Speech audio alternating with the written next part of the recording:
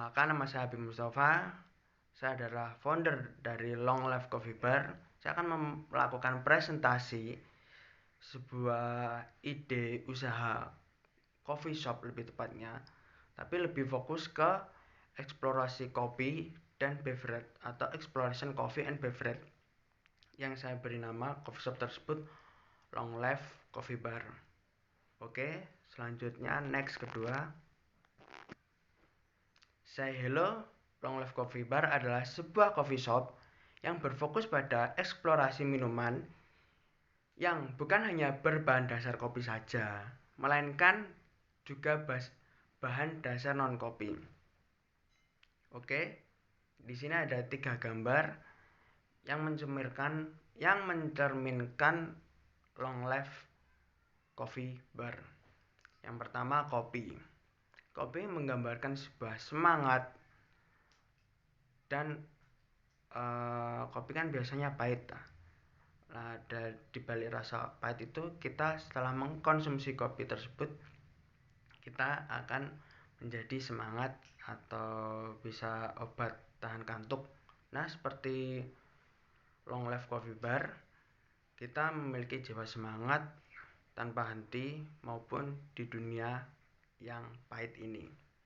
Selanjutnya, bahan tersebut ada yang lain, bukan hanya bukan hanya kopi, kita juga ada non kopi juga, yaitu teh. Teh menggambarkan rasa ketenangan, rileks setelah mengkonsumsinya. Jadi kita di Long Life Coffee Bar ini, kita dengan rasa semangat, kita juga rileks, enjoy melakukan sebuah pekerjaan, menjalankan sebuah bisnis, dan tetap fokus. Buah dan rempah. Maksud dari buah dan rempah adalah makanan atau sebuah konsumsi yang bisa dikonsumsi yang menggambarkan menyehatkan. Buah dan rempah itu pastinya menyehatkan, ya kan? Sama seperti usaha kita Long Life Coffee Bar yang usahanya sehat tanpa ada campur tangan atau tindakan yang merugikan satu sama lain. Jadi Long Life Coffee Bar itu bukan hanya coffee shop yang menjual sebuah minuman yang berbahan kopi itu aja, tapi kita juga melakukan eksplorasi dari bahan kopi, teh, buah, rempah, jus, bahkan yang lainnya. Selanjutnya, oke, ini adalah saya pribadi, Habib Mustafa, founder dari Long Life Coffee Bar. Founder adalah pendiri atau lebih tepatnya penggagas atau CEO, pemilik lebih tepatnya. Dan saya memiliki sertifikasi Sensory Basic, kedua coffee trainer, coffee konsultan juga. Selanjutnya Junior Chief R&D, atau lebih tepatnya kalau di tim besar saya lebih jadi wakil kepala R&D. R&D adalah Research and Development, di mana kita melakukan riset dan ngulik sebuah bahan untuk menjadikan bahan ulikan tadi menjadi sebuah minuman.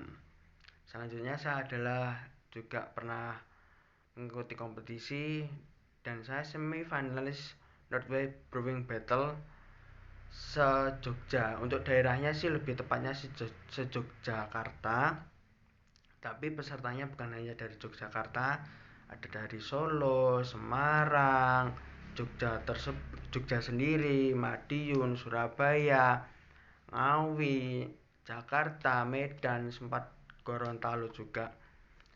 Terus saya juga semifinalis Kolabora Mixology Competition. Untuk pesertanya ini sangat dibatasi. Untuk mengikuti kompetisi tersebut, kita melakukan seleksi tersebut.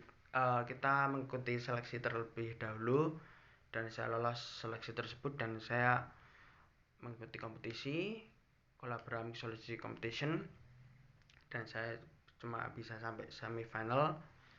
Untuk pesertanya kita sepulau Jawa, dari ujung Pulau Jawa, ujung timur Pulau Jawa sampai ujung barat Pulau Jawa, dan saya menjadi mungkin 8 besar atau 12 besar dari total peserta 30 sepulau Jawa. Selanjutnya lanjut next. Oke, awal mula pembentukan coffee shop. Ini sambil sedikit bercerita. Abi Mustafa adalah saya sendiri, seorang founder dari Long Life Coffee Bar. Pengalaman di dunia kopi dan minuman lainnya sangat banyak dan menginspirasi banyak orang. Karena saya sering sharing, edukasi, lebih membuka pola pikir luas. Saya mempunyai kelebihan dan saya mempunyai kekurangan, orang lain punya kelebihan dan orang lain punya kekurangan, saling melengkapi, kita sharing dan menemukan hal-hal baru di dunia F&B atau food and beverage, yang lebih fokusnya di beverage atau di dunia minuman. Mengandalkan pengalaman dan prestasi yang pernah dicapainya, akhirnya saya memberanikan diri membuka coffee shop. Lebih tepatnya saya ini mempresentasikan di tahun ketiga saya. Setahun pertama saya membuka di Jakarta, tahun kedua saya membuka di daerah Yogyakarta, dan ini tahun ketiga saya di tahun ketiga ini saya menginginkan fokus terlebih dahulu di 1 tahun ini, dan persiapan untuk tahun depan membuka lagi, lebih tepatnya outlet ketiga atau coffee shop ketiga saya yang berlokasi di Jawa Timur, Surabaya. Yang pertama di Jakarta untuk menampung pasar Jabodetabek, ya kan.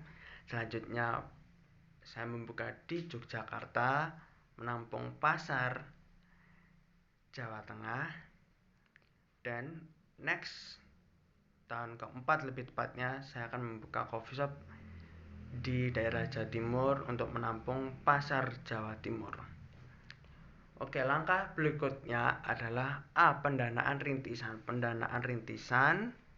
Selanjutnya B. Pendanaan awal, dan C adalah pendanaan lanjutan.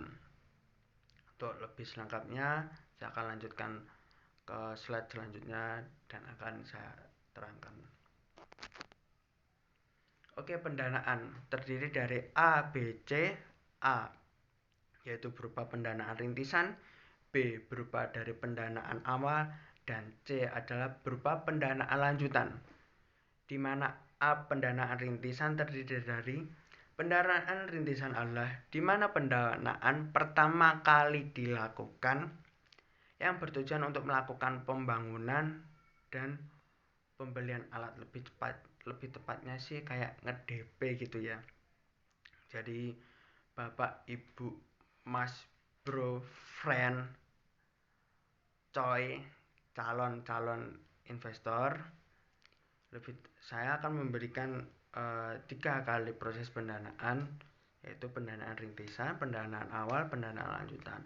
Untuk pendanaan rintisan lebih tepatnya para calon investor mewajibkan melakukan DP atau pembayaran uang di muka sebesar 25%, di mana pembayaran tersebut dilakukan untuk melakukan pembangunan dan menyicil alat tepatnya.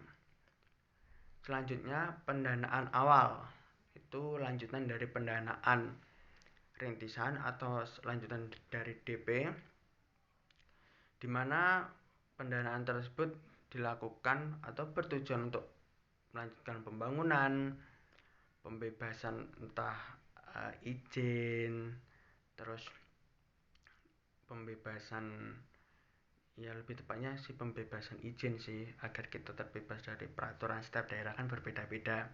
Selanjutnya riset, lebih tepatnya riset itu R&D, suatu minuman yang akan kita sajikan atau ada di menu nanti. Terus melanjutkan pembelian alat dan mulai melakukan pembelian bahan. Untuk pendanaan awal, investor diwajibkan membayar 50% dari total yang sudah dipersetujui. Jadi pendanaan awal 25%, pendanaan kedua 50%, jadi pendanaan pertama dan kedua total sudah 75%. dan pendanaan lanjutan adalah pendanaan akhir lebih tepatnya. Lanjutan dari pendanaan awal di mana dana tersebut digunakan untuk melakukan pembelian alat yang kurang gitu, yang mini yang perintilan kecil yang harus saya beli dan tim kita harus saya beli. Selanjutnya melakukan pembelian alat yang masih kurang dan persiapan untuk opening. Opening kan bukan hanya kita melakukan suatu pembukaan apa opening suatu usaha, kita juga menyiapkan dana.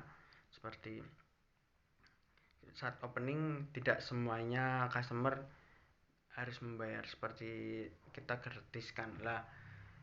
Fungsi pendanaan lanjutan itu adalah kita untuk sama aja kita membayari customer yang kita undang untuk datang di opening tersebut, karena kita memberikan diskon, bahkan memberikan minuman atau menu tersebut secara cuma-cuma sebagai sistem marketing kita juga. Setelah melakukan 25% pendanaan, selanjutnya melakukan 50% pendanaan juga, total sudah 75%, dan masih sisa 25% itu adalah pendanaan lanjutan. Seperti contoh, jika saya mewajibkan setiap investor melakukan total investasi sebanyak 100 juta. Jadi untuk pendanaan rintisan, setiap investor mewajibkan melakukan pembayaran sebesar 25 juta. Selanjutnya, untuk pendanaan yang B atau pendanaan awal, setiap investor saya wajibkan melakukan pendanaan atau pembayaran sebanyak 50 juta. Jadi 25 juta tambah 50 juta sudah 75 juta. Dan berjalan waktu 1, 2 hingga 1 bulan itu pendanaan lanjutan sambil menunggu kita buka, ya kan, investor diwajibkan membayar sisanya sebesar 25 juta atau 25% dari persetujuan yang sudah saya buat untuk para investor. Selanjutnya lanjut traksi. Dengan produk yang kita jual begitu unik dan banyak varian, maka banyak pembeli yang datang dengan karakter masing-masing. Selain itu, sasaran kita bukan hanya kalangan muda saja, tetapi juga kalangan tua. Jadi kita menyajikan sebuah menu atau minuman yang unik, lebih tepatnya seperti judul di depan tadi, Long Life Coffee Bar Exploration Coffee and Beverage.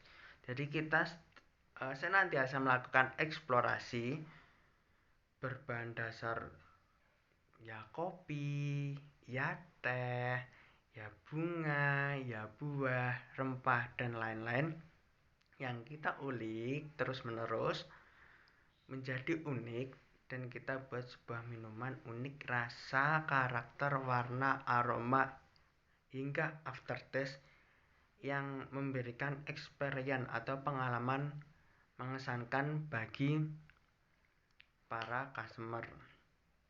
Jadi yang bisa menikmati bukan hanya kalangan muda saja, tapi kalangan tua juga bisa menikmati. Oke, saya lanjutkan lagi. Selanjutnya target pasar atau target market kita. Oke, target pasar kita meliputi banyak aspek, bukan hanya dari penjual ke konsumen, jadi maksud dari penjual ke konsumen adalah bukan hanya dari kita Long Life Coffee Bar ke sebuah customer atau pengunjung.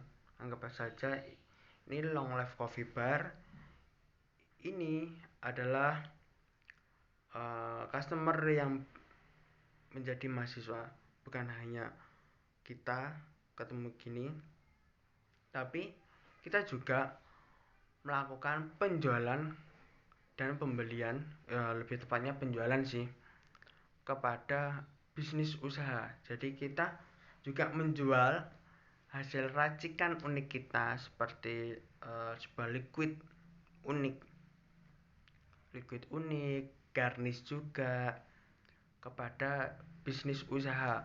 Jadi kita menjual sirup juga hasil riset kita ke coffee shop, restoran, terus juga bisa UMKM juga. Untuk target pasar yang pertama, untuk fokus utama kita adalah di mahasiswa dan pekerja. Karena outlet pertama atau coffee shop pertama saya yang berlokasi di Blok M Jakarta itu lebih menargetkan ke mahasiswa dan pekerja. Bukan hanya mahasiswa saja sih, tapi juga ada ya anak muda yang tidak berkuliah tapi masih sekolah, tapi kita juga memenuhi gaya hidup ya kan. Kita memenuhi gaya hidup dan kebutuhan. Untuk target mahasiswa dan pekerja, saya pribadi dan tim menargetkan sebanyak 90% dari total pendapatan setiap bulan.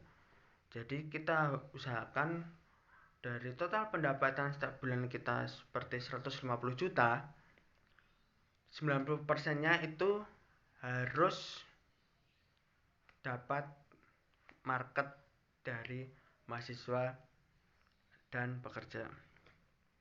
Dan sisanya 10% ini ada lanjutannya. Kita targetkan melalui jadi bisnis to bisnis lebih tepatnya. Kita menjual ke penjual juga. Untuk meliputi bisnis to bisnis kita bisa meliputi coffee shop besar, coffee shop sedang, kecil, rumahan, restoran, bahkan bisa ke supplier, lebih tepatnya kayak toko bahan kue, terus juga UMKM. Dan target penjualan kita setiap bulan 10% dari total pendapatan setiap bulan. Jadi 90% dari mahasiswa dan pekerja, 10%-nya dari bisnis usaha. Dari total semuanya menjadi 100% dari total pendapatan setiap bulannya. Selanjutnya, konsep dari Long Life Coffee Bar. Yaps, saya memakai konsep yang fancy, enjoy, instagramable, dan semi club malam lah lebih tepatnya. Jadi nuansa-nuansa sedikit redup, diterangi oleh warna-warni lampu neon, keindahan cahaya, dan kemajuan sebuah teknologi. Jadi di sini saya memakai mesin untuk membuat kopi yang proper tapi ukuran tidak terlalu besar karena juga bisa mengganggu tata letak. Terus mesin penggiling biji kopi atau grinder yang affordable price, ya lebih kalau dibilang affordable price itu kembali ke masing-masing, tapi dengan hasil yang didapatkan menurut saya itu udah affordable price, nyaman di kantong dengan hasil kecepatan dan konsisten yang selalu tepat. Makanya saya mengambil grinder atau gilingan kopi Mahakonik yang short, yang pendek. Kalau yang normal itu ukurannya besar bisa mengganggu tata letak juga. Dan saya juga mengambil mesin espresso atau mesin pembuat kopi dari Victoria Arunio yang komersial tapi tidak besar ukurannya. Dalam arti tidak besar ukurannya, itu lebih tepatnya masih nyaman untuk dipandang dan tidak mengganggu tata letak meja bar. Selanjutnya saya memakai juga bottom up nitro, dimana di dalamnya itu berisi sebuah cairan bukan bir. kita tidak menjual alkohol, tapi kita menjual like taste like alkohol. Jadi kita menjual seperti alkohol tanpa kandungan alkohol. Maka uniknya dari Long Life Coffee Bar adalah tersebut.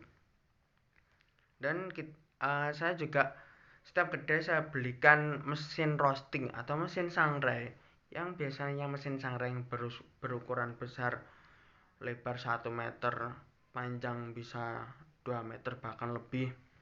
Tapi saya hanya membeli mesin roasting atau mesin sangrai berkualitas bagus, konsisten, yang tidak menimbulkan asap uap yang mengganggu, tapi itu kita pakai konduksi atau dari listrik. Proses sangrainya dengan ukuran yang cukup kecil, yang tidak mengganggu meja bar juga, yang bisa menampung maksimal 100 gram kopi. Tapi kita menjual kopi-kopi yang sangat-sangat berkualitas, sangat-sangat rare atau langka, unik, enak, dan ya sesuai dengan yang saya sebutkan, harga juga mengikuti lah untuk satu cup sebuah sajian kopi. Selanjutnya kita juga punya ada, lebih tepatnya kayak bar kita itu lebih hampir kayak ke koktail. Kalau koktail itu kan ada alkoholnya, kalau kita itu mocktail, jadi lebih tepatnya non alkohol. Kita membuat minuman yang berdasarkan mixology atau percampuran. Kalau koktail itu ada campuran alkoholnya, kalau mocktail itu tanpa alkohol atau non alkohol. Dan kita menjualnya yang mocktail tanpa alkohol, jadi lebih aman, perizinan lebih mudah, dan bisa menjangkau seluruh pasar yang ada di kota yang kita dirikan coffee shop tersebut. Selanjutnya, model bisnis atau pendapatan. Oke, jadi saya lebih mengharapkan atau menargetkan experience pengunjung atau experience customer, atau pengalaman yang didapat customer ketika datang di Long Life Coffee Bar. Jadi bukan hanya mereka mesan, duduk, diantarkan sebuah minuman, minum lalu pulang. Saya tidak memberikan itu, tapi saya memberikan sebuah kata-kata sharing, edukasi, dan satu sama lain dalam arti saling bercerita. Dan contoh, orang itu datang dalam posisi bad mood atau moodnya lagi jelek, dan di posisi itu pegawai kita atau barista atau bartender kita bisa menyarankan sebuah minuman yang cocok untuk mereka di posisi itu, dan kita buat dengan teliti, rasa unik, aroma unik, penampilan unik. Ketika sudah mendapatkan rasa yang sesuai, pasti customer akan top up lagi, moodnya menjadi baik. Itu tujuan kita. Jadi kita memberi experience yang berbeda. Dan kita kembali lagi, kalau di dalam coffee shop kita berfokusnya ada 3: dine in, take away, dan penjualan produk dan bahan. Dine in adalah makan di tempat, di mana kita bisa sharing, ngobrol, guyon kalau bahasa Jawanya, sambil tertawa, sambil bisa meeting juga di dalam coffee shop tersebut atau coffee shop Long Life Coffee Bar. Sedangkan take away adalah kita melakukan pembelian lalu kita bawa pulang, bawa keluar dari coffee shop tersebut, adalah namanya take away. Dan saya menargetkan untuk dine in dan take away per harinya, dan udah rata-rata setiap kota dalam arti yang sudah saya bukai di Jakarta sama Jogja, itu pendapatan minimal per hari untuk dine in dan take away adalah 5 juta rupiah untuk satu harinya. Dan penjualan produk dan bahan, kita menjual berbagai macam seperti roast bean atau kopi yang sudah disangrai, powder, bubuk-bubuk, terus liquid atau sirup, garnish juga, garnish dari buah-buahan yang dried fruit atau buah kering yang sudah dikeringkan buat hiasan, tapi juga bisa dikonsumsi dengan baik dan aman, tetap menyehatkan. Saya selama ini membuka usaha tersebut dan melakukan penjualan tersebut. Perharinya saya dapat mendapatkan minimal 1 juta rupiah per hari. Sangat-sangat menguntungkan di masa masih pandemi ini untuk mendapatkan 5 juta rupiah plus 1 juta rupiah per hari. Jadi total per hari minimal 6 juta rupiah di coffee shop saya. Selanjutnya, untuk tahun depan, lebih tepatnya tahun 2023, saya menginginkan sudah memiliki rencana, tempat sudah ada, tinggal melakukan pembangunan dan mencari investor, lebih tepatnya di posisi sekarang ini. Di coffee shop pertama saya pada tahun 2020 awal banget sebelum COVID masuk, itu saya mendirikan di Jogja. Ketika COVID sudah masuk, rasa seperti dihantam badai, tapi kita tetap konsisten dan optimis pasti bisa. Lanjut dari 2020 lanjut ke tahun 2021, alhamdulillah masih dikasih kesempatan dan rezeki, saya dapat membuka cabang kedua di Jakarta, lebih tepatnya di Blok M. Kalau di Jogja itu lebih tepatnya saya di JNM atau Jogja National Monument, itu ada coffee shop saya di sana. Dan di tahun 2022 ini saya menginginkan fokus mengelola dua kedai tersebut sambil persiapan pada tahun 2023 saya akan melakukan pembangunan dan buka coffee shop di Jawa Timur, tepatnya di Surabaya pada tahun 2023. Kenapa saya pertama membuka di Jogja? Karena di Jogja itu populasi mahasiswa di sana sangat banyak dan pekerja-pekerja pun juga sangat banyak. Selanjutnya saya memiliki relasi di Jakarta, dan Jakarta tahu sendirilah, kota metropolitan, kota besar yang peluang bisnisnya sangat tinggi di sana. Saya juga membuka di sana dan sudah buka. Alhamdulillah targetnya tetap sama. Target utama adalah mahasiswa dan pekerja. Di sisi lain kita juga menjual seperti garnish, liquid, sirup, dan powder, dan roast bean atau biji kopi yang sudah disangrai. Untuk di outlet ketiga atau cabang ketiga, saya menargetkan di Surabaya untuk melengkapi atau memfasilitasi, mengasih wadah untuk customer yang daerah Jawa Timur yang belum sempat keluar provinsi menuju ke Jawa Tengah dan Jabodetabek untuk mendatangi Long Life Coffee Bar untuk merasakan experience. Saya membuka di Surabaya karena sama, populasi untuk mahasiswanya juga banyak, pekerja kantoran juga banyak, makanya saya memberanikan diri untuk membuka di sana. Dan rencananya setiap 2 tahun sekali saya akan menginginkan membuka suatu coffee shop sama Long Life Coffee Bar di kota-kota besar. Target untuk tahun 2023 saya menginginkan membuka di Jawa Timur, tepatnya di kota Surabaya.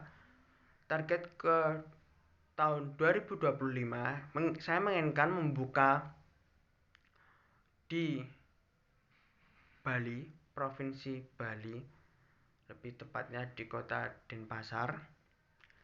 Selanjutnya untuk tahun 2027 saya membuka di Jawa Barat. Untuk pilihannya Bali dulu atau Jawa Barat dulu, itu bisa opsional. Yang jelas yang sudah di depan mata, tahun di depan mata adalah tahun 2023, dan tahun 2023 adalah tahun dimana saya harus membuka coffee shop Long Life Coffee Bar di Jawa Timur, tepatnya di Surabaya. Mungkin tahun 2025 saya akan membuka di Jawa Barat dulu aja, lebih tepatnya di Bandung, karena populasi mahasiswa, kebudayaan juga, culture budaya di sana juga kental, keren, dan bisa hidup oleh makhluk-makhluk atau manusia-manusia, remaja-remaja, pemuda keren di Bandung.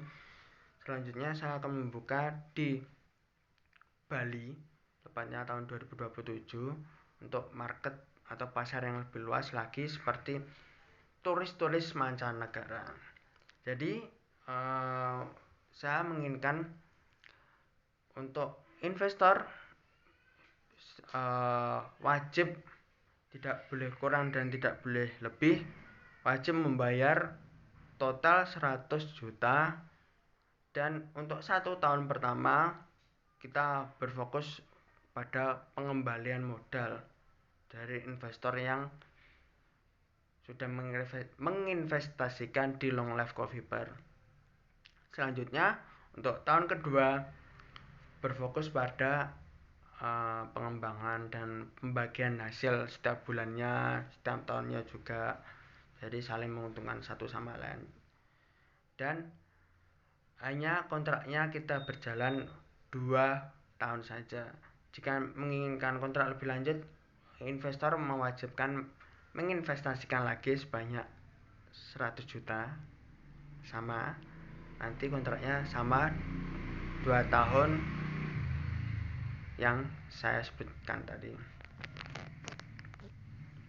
Jika Bapak Ibu, Bro, Sis, and Coy, Sam, Bro, D tertarik dengan konsep yang saya berikan tadi, bisa menghubungi pada nomor 021456789 atau melakukan kontak email melalui longlifecoffeebar@gmail.com atau langsung mengunjungi aja website kita longlifecoffeebar.co.id. Nanti di sana ada customer service kita yang siap melayani dan siap sharing dan menjelaskan lagi tentang project ini. Saya Abi Mustafa, kurang lebihnya saya mohon maaf. Wassalamualaikum warahmatullahi wabarakatuh. Terima kasih.